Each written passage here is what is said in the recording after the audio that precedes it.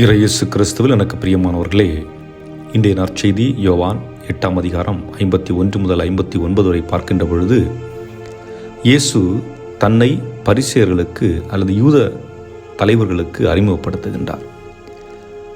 உண்மையிலும் உண்மையாக நான் உங்களுக்கு சொல்லுகிறேன், ஆபிரகாமிற்கு முன்பே நான் இருக்கின்றேன் என்று சொல்லுகின்றார். இயேசு பிறப்பதற்கு முன்பே 1000 ஆண்டுகளுக்கு முன்பே ஆபிரகாம் வாழ்ந்தார். அப்படி இருக்கின்ற பொழுது இயேசு எப்படி அதற்கு முன்பாக இருந்திருக்க வேண்டும் என்று யூதர்கள் அவரோடு சண்டையிடுவதற்கு தயாராகின்றார்கள். இங்கே நாம் ஒன்றை அறிந்து கொள்ள வேண்டும். அதாவது மனிதத்தன்மையில் நம்முடைய நான் கண்டால்தான் நம்புவேன், காணாமல் இருந்தால் நம்ப மாட்டேன் என்ற எண்ணத்தில் வாழக்கூடிய மனிதர்களால் இதை புரிந்து கொள்ள முடியாது. காரணம், இதற்கு விசுவாசம் என்பது அதிகமாக தேவைப்படுகிறது.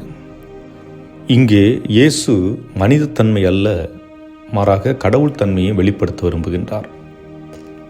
ஏனென்றால் இப்போ நமக்கு நம்மிடம் ஒருவர் நான் பல 100 ஆண்டுகளுக்கு முன்பாக பிறந்தேன் அல்லது வாழ்ந்தேன், மீண்டும் பிறப்பேன் என்று சொன்னால் நிச்சயமாக நாம் நம்ப மாட்டோம். அதுபோன்று அந்த பரிசேயர்களுக்கு அல்லது அந்த யூதர்களுக்கு அதுபோன்ற ஒரு அனுபவம் இல்லை. அவர்கள் என்ன சொல்லுகின்றார்கள்? ஆபிரகாம் பிறந்தார், மரித்து போனார். இறைவாக்கினர்களும் பிறந்தார்கள், வாழ்ந்தார்கள், மரித்து விட்டார்கள். யாருமே உயிரோடு இருக்கவில்லை. அப்படி இருக்கின்ற பொழுது உமக்கு இன்னும் 50 வயது கூட ஆகவில்லை, நீர் எப்படி உயிரோடு இருக்கப் போகின்றீர்கள், அல்லது நீர் எப்படி ஆபிரகாமை சந்தித்தீர் என்று கேள்வி எழுப்புகின்றார்கள். இங்கே உண்மை என்னவென்றால், ஆதியும் அந்தமும் தொடக்கம் முடிவுமாக இயேசு இருக்கிறார் என்பதுதான். ஆகவே தான் யோவான் நற்செய்தியாளர் சொல்லுவார், வார்த்தை மனு உருவானார். வார்த்தை என்பது கடவுளால் தொடக்கம் உலகம் படைப்பதற்காக உதிர்க்கப்பட்ட வார்த்தை. அந்த வார்த்தை மனித உருவெடுத்து இந்த உலகிற்குள் வந்திருக்கின்றது. ஆக இயேசு கடவுளாகவும் இருக்கின்றார், மனிதனாகவும் இருக்கின்றார்.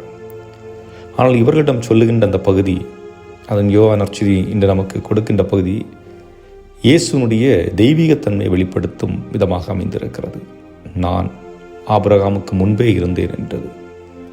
அப்படி என்றால் அந்த இறைவன், தந்தையாகிய இறைவன் ஆபிரகாமோடு செய்த உடன்படிக்கையை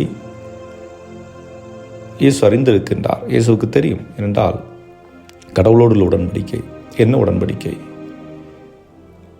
உன்னை பலுகி பெருகச் செய்வேன், நீ பல நாடுகளுக்கு தந்தையாவா என்று ஆபிரகாமுக்கு ஒரு வாக்குறுதி கொடுக்கின்றார். அந்த அடிப்படையிலே நான் உங்களுக்கு தந்தை, நீங்களுடைய பிள்ளைகள் என்ற ஒரு வாக்குறுதியை ஆபிரகாம் வழியாக உடன்படிக்கையாக கொடுக்கின்றார்.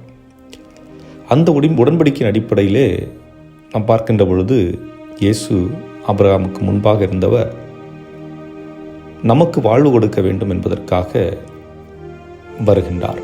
அதுவும் இன்றைய நற்செய்தியிலே பார்க்கின்றோம். என்னுடைய வார்த்தைகளை கேட்டு எவர் வாழுகின்றாரோ அவர் இறக்க மாட்டார் என்று சொல்லுகின்றார்.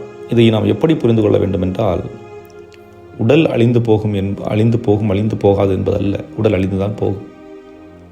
ஆனால் நம்முடைய ஆன்மா மீட்கப்படும். நான் என்ற ஆன்மா மீண்டும், அதாவது என்னுடைய மரணத்திற்கு பிறகும் வாழும் என்பதுதான்.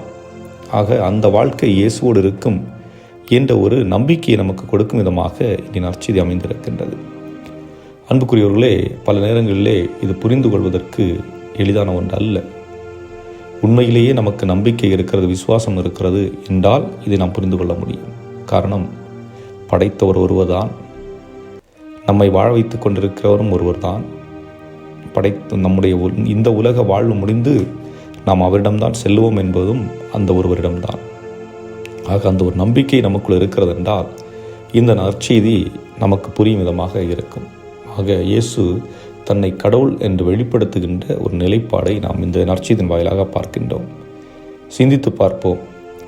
இயேசுனுடைய பணியை அல்லது இயேசு விட்டு சென்ற அந்த பாதையை நாம் பின்பற்றுகின்றோமா? ஏனென்றால் ஆபிரகாம் ஒரு சாதாரண மனிதர், இயேசு அனைத்திற்கும் கடவுளாக இருக்கக்கூடியவர். உலகம் படைத்த பொழுதும், உலகம் இருக்கும் வரையும், உலகம் அழிந்து போனாலும் இருக்கக்கூடியவர். அப்படிப்பட்ட அந்த கடவுள் நமக்கு வாழ்வதற்கு ஒரு வாய்ப்பை கொடுத்திருக்கின்றார். அதுவும் இந்த உலகிலே அவர் படைத்த அனைத்தையும் வாழ்ந்து அனுபவிப்பதற்கான ஒரு வாழ்வு. அவற்றை முழுமையாக வாழ்ந்து அவர் விட்டுச் சென்ற பணியை தொடர்ந்து ஆற்றுவதற்கு, நம்முடைய வாழ்வின் மூலம் அவருடைய வார்த்தைகளை செயல்படுத்துவதற்கு நாம் தயாராக இருக்கின்றோமா என்று எண்ணியவர்களாக நம்மை நாம் இறைவன் கரத்தில் ஒப்புக்கொடுத்து தொடர்ந்து ஜெபிப்போம். இறைவன் உங்களை நிறைவாக ஆசீர்வதிப்பாராக. ஆமென்.